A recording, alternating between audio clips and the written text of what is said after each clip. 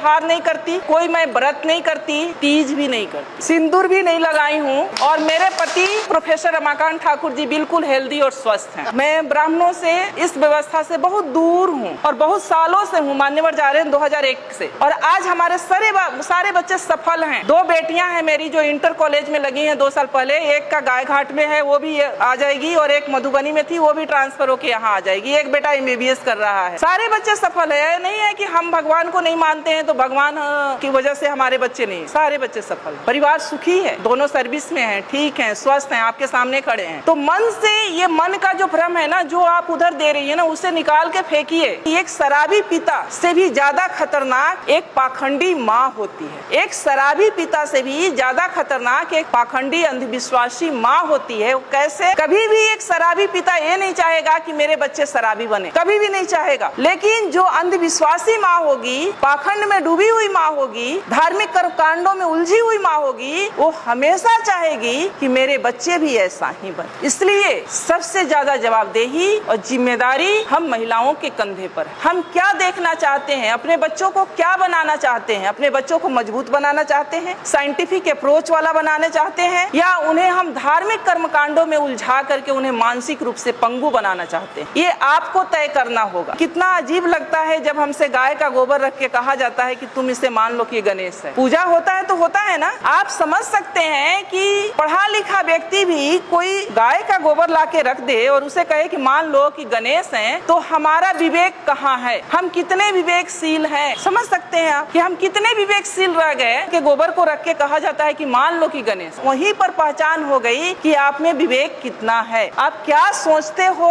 और क्या नहीं सोच सकते हो, सोचने की क्षमता आपकी कहाँ तक है। मानसिक टेस्ट, वो पैरामीटर, तो आप उन सब चीजों से निकले। बुद्ध शरण हंस जी लिखे हैं 4 खूंटे जिसमें हम लोग बंधे हुए हैं। उन 4 खूंटों को उखाड़ फेंकना है। पहला है ब्राह्मण पुरोहित। घर बनाते हैं हम, गृह प्रवेश किसके अनुसार होता है? गृह प्रवेश किसके अनुसार होता है? ब्राह्मण के अनुसार। बच्चे पैदा करते हैं हम, नामकरण कौन करता है?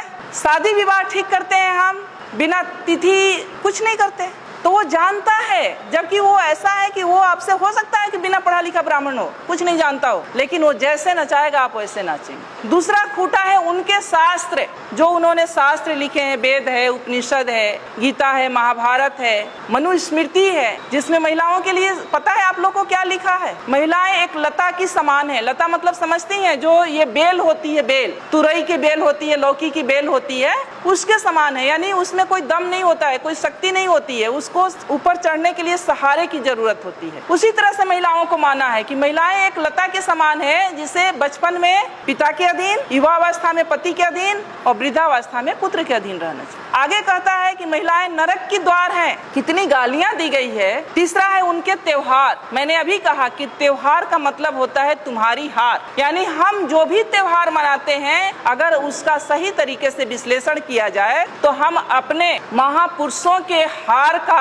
जश्न मनाते हैं। कितने नालायक लोग हैं हम लोग। उनके तीर्थ, जो ये तीर्थ स्थल हैं, अब जब खोज हो रहा है, हमारे लोगों ने भी जब खोज की शुरू किया है, तो 99% ये तीर्थ स्थल बुद्ध से जुड़ा हुआ है। ये जो तीर्थ स्थल है वो बुद्ध का है, जहाँ बौद्ध मठ हुआ करता था, और उसको इन्होंने तीर्थ स्थल में कहीं किसी धाम में, कहीं किसी धाम में कन्वर्ट करके धार्मिक स्थल के रूप में प्रचारित कर। तो जो संसाधन, जो पैसा आप लोग खर्च करती है तीर्थ पर, वो पैसा आप लोग खर्च करें अपने बच्चों के पढ़ाई पर। इन्हें उखाड़ फेंको। ये 4 चीजें हैं, और ये 4 चीज से जिस दिन आप उखाड़ देंगी, जिस दिन आप इससे दूर हो जाएंगी, उस दिन से शायद मुझे लगता है कि आपकी तरक्की शुरू हो जाएगी। एक मेरी जैसी ही पढ़ी लिखी लड़की थी, शादी उसकी एक ऐसे परिवार में हो गई जहाँ लोग बहुत धार्मिक विचारधारा के थे। जब वो लड़की शादी करा के अपने घर में जाती है, ससुराल जाती है, तो उसकी सासू माँ कहती है कि गाँव में ही एक मंदिर था, दूसरे तीसरे दिन कि बहू चलो मंदिर में हम पूजा करके आते हैं। अब वो लड़की सोचती है कि हम तो मंदिर को मानते, हम तो भगवान को मानते नहीं है। अब लेकिन सासू माँ से उसके सामने दिक्कत ये है कि 2 दिन की गई हुई बहू सासू माँ को कैसे मना कर दे कि हम मंदिर में नहीं जाएंगे, भगवान को नहीं मानते हैं, ये तो गलत हो जाएगा। वो जाती है सासू माँ के साथ, हाथ में बाल्टी ले लेती है, कुआं होता है आप लोग जानती है मंदिर के पास, जहाँ से पानी लेके, या नल होता है, पानी लेके मंदिर में धुलाई किया जाता है या जल चढ़ाया जाता है। वो जब वहाँ पहुँचती है बाल्टी लेके, तो देखती है कि गाय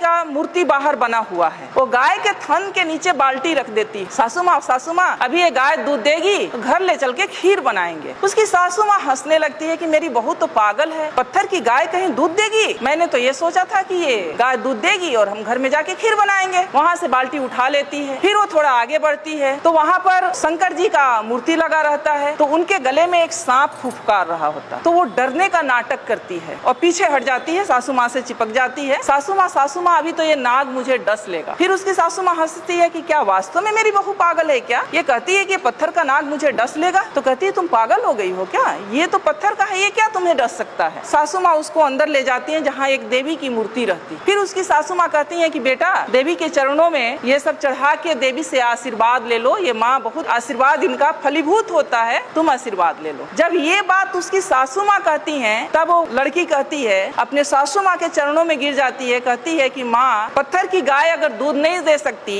और एक बाघ भी बाहर बना हुआ था उसे भी देख के डरी थी, पत्थर का बाघ मुझे खा नहीं सकता, पत्थर का नाग मुझे डस नहीं सकता, तो ये पत्थर की देवी मुझे आशीर्वाद भी नहीं दे सकती। मेरी देवी आप हो और मैं तो आपकी सेवा करूंगी और मुझे तो आपका आशीर्वाद चाहिए। कि जो समाज ये कहता है कि हम सब हिंदू हैं और हिंदू आज खतरे में हैं, इसलिए हम सबको इकट्ठे होकर रहना चाहिए, जुड़ कर रहना चाहिए, वही समाज क्योंकि वो शीर्ष पर बैठा हुआ है, सारी व्यवस्थाओं की बागडोर उसके हाथ में है, फूले जैसे पिक्चर को जनसाधारण के बीच में दिखाने से गुरेज कर रहा है। मेरा एक सवाल है, क्या महात्मा ज्योतिबा फूले और सावित्रीबाई फूले जिनके जीवनी पर ये पिक्चर बना है, क्या वो हिंदू नहीं थे?